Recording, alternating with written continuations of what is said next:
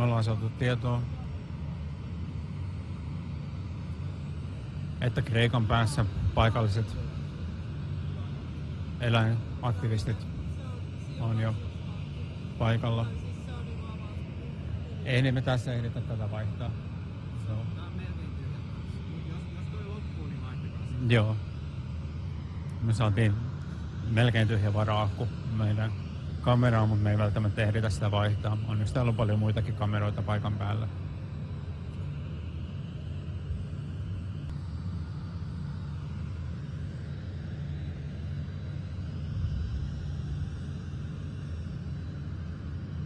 Me ollaan kaikki niin pahoillaan tästä.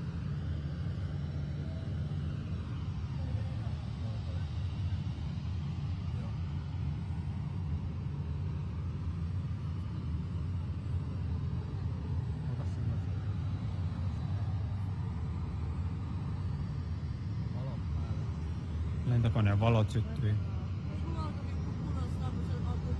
Mitä? Se on se akku. Tossa.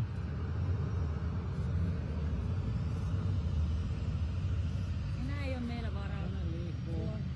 Kone liikkuu. Älä kuvata tonne, meiltä loppuu akku. Mennään tonne Susanne.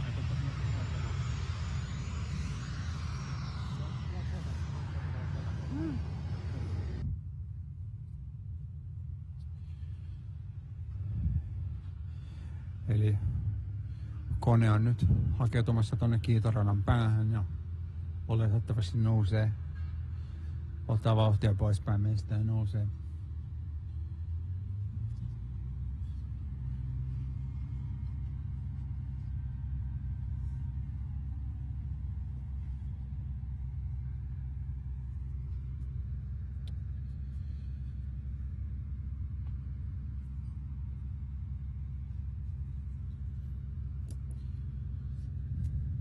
Me ajateltiin, että 30 vuoden esiintymisen ja temppuilun jälkeen delfiinit pääsisi eläkkeelle.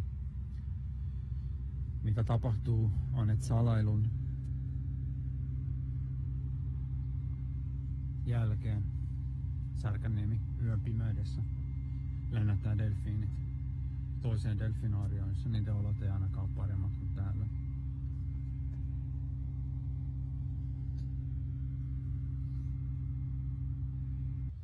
Ja nyt kun kuulee koneen moottorien ääni,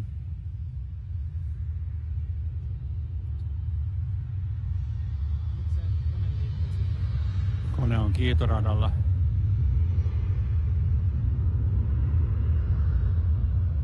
Ja nyt on aika sanoa hyvästit.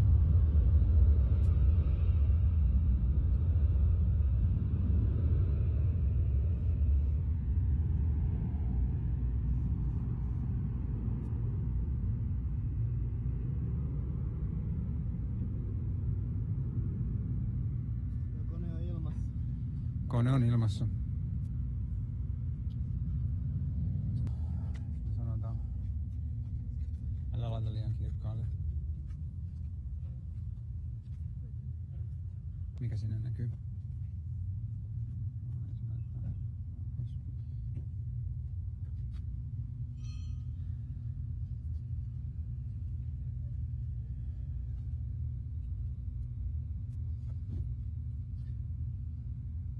Veera, Delfi, Leevi ja Evertti on lähtenyt Tampereelta.